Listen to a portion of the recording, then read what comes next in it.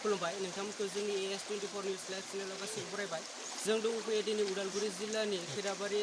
आउटपस्टनि सिङाव थानाय आरांपारा गामियाव दिनै जोङो नै बान्दोआ बायनानै दं बेखौ जोङो गामिनि मानसिफोरजों एसे सावरायनो फैदों स' जों दा सोंनो सानदों बिथां गामिनि माखासे दैदेनगिरि बिथांमोनखौ जे फैबाय थानाय जे MLA मन्थ्रिफोरा बेखौ खबर लानो फैदोंना फैयाखै बेनि थाखाय जोङो दा गामिनि सुबुंफोरखौ जों सोंनो सानदों जे दा MCLAफोर बिथांमोना खबर लानो फैदों फैयाखै दासान्दि बिथांमोना इयाव सफैयाखै बा खबरबो लानो फैथ'वाखै मानि थाखाय खबर लानो फैथ'वाखै जे गामिनि बेबायदि एसेबां गिदिर हाल सालाव गोलैना दं दा बिब्दि जोङो अलरेडि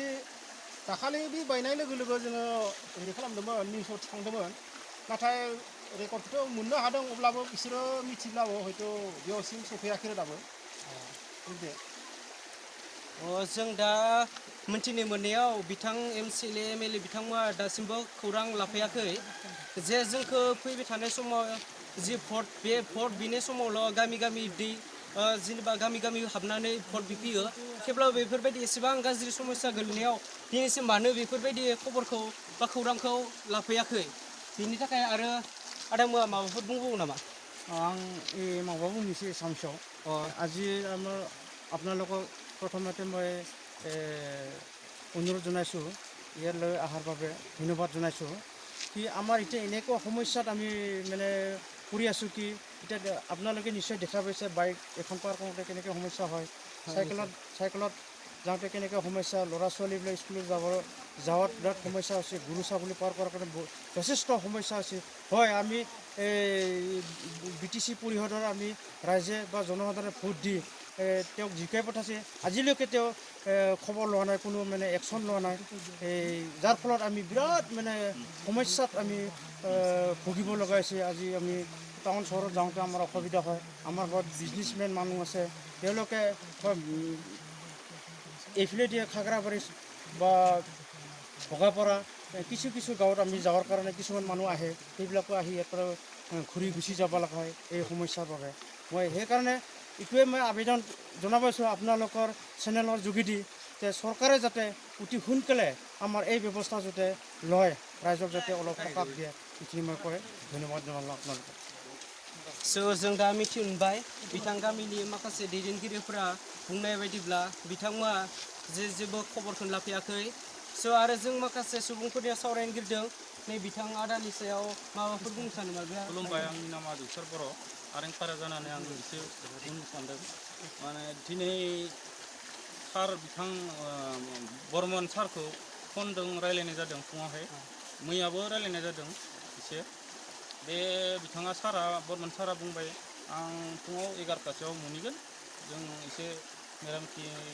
बोरै जादों बोरै जायाखै बेखौ नायहैनानै सारनि गोजौआवहाय कन्टेक्ट खालामगोन होननानै बिथाङा बुंदों आरो जों बुंनो सानो दे गामियाव बहुद प्रब्लेम जादों दा सात्रफोराबो थांलाय फैलाय मोसौ बोरमा बेफोर लांनायबो बहुद उसुबिदा जाना दं मेरामथि जाबा आं हामगोन सानदों आरो लामा दलां बिथाङा बे लामाया दासिम जायाखै आरो गोख्रोङै थाब जानो थाखाय नोंथाङा मा बुंनो सानो सरकारनिफ्राय आं MCLA जोंनि भबेन्द्र बर' सारखौबो बिथांखौबो खावलायो थाबैनो बानायना होबा हामगौमोन आरो EM सारमोनाबो बिथांमोनाबो फैयाखै दासान्दि नायनोबो फैयाखै रावबो जों रायजोफोराबो बहुद असुबिदायाव गोलैना दं खामानियाव थांनो आरो स्कुलनि सात्र साथ्रिफोराबो थांनो बहुद असुबिदा जाना दं थाबैनो बानायना होबा हामगौमोन आरो आंनि मथे दासाननैसो जुदि गामियाव माबाफोर गाज्रि जोखोम जायोब्ला सोरबा डिलिभारियानो जाथों डिलिभारि केसनि जाथों दाथ' एम्बुलेन्स लांनो हाया थांलाय फैलाय खालामनो हाया बिनि सायाव माबाफोर माजाबा लामाफोर जालाङो नामा दायो जोंनि बे मेडिकेलाव थांनो गोनांबा बे 5 मिनिटनि लामा जोंनि खैराबारि सरकार मेडिकेलाव थांनोबा 5 मिनिट लायो दायो जों 10 मिनिटनि लामा थांनो गोनां जायो लामानि थाखाय बहुद गोजाननि लामाजों सिमलिबारि जाथों देवगुरि जाथों गिदिंना थांनो गोनां जायो माने थाबैनो जों बिथां बिटिआरनि चिफ प्रमद बर' सारखौ बिथांखौबो आं खावलायो दे थाबैनो बे दालांखौ बानायना होयो आं बेखिनियानो साबायखर थाबाय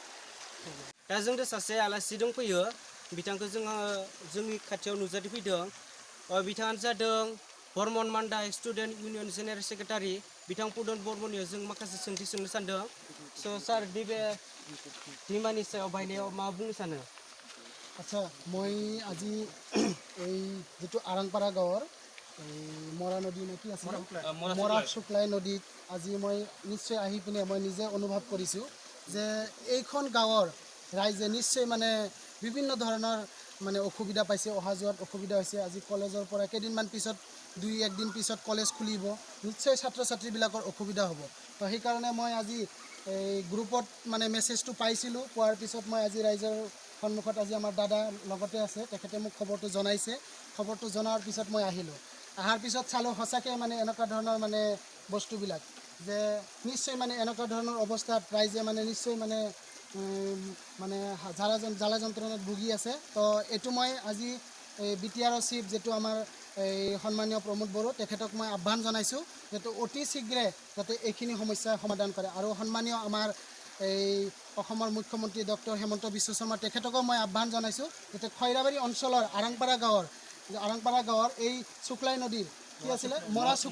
মৰা শুক্লাই এই যিটো নদীটো বান্ধটো যিটো ভাঙিছে এইটো যিটো ইমিডিয়েট এই সমস্যাটো সমাধান কৰে। আৰু মই ভাবোঁ যে এই অঞ্চলৰ ৰাইজে নিশ্চয় মানে তেখেতক এবাৰ মানে তেখেতক ভাল পায়, তেখেতক মানে এই মানে অসমৰ মুখ্যমন্ত্ৰী ডক্টৰ হেমন্ত বিশ্ব শৰ্মা তেখেতক সহায় সহযোগ কৰি তেখেতক মানে এই পদবীটো সহায় সহযোগ কৰিছিল। আৰু আগন্তুক দিনত তেওঁলোকে থাকিব বুলি তেখেতসকলে কথা দিছে আৰু নিশ্চয় থাকিব। এইখিনি কামটো কৰি দিলে নিশ্চয় ৰাইজে ভাল পাব বুলি মই অনুভৱ কৰিছোঁ। আৰু ইয়াৰ মাজত ৰাইজক মই সকলো ৰাইজৰ পৰাই মানে অনুভৱ কৰিছোঁ যে ৰাইজে মানে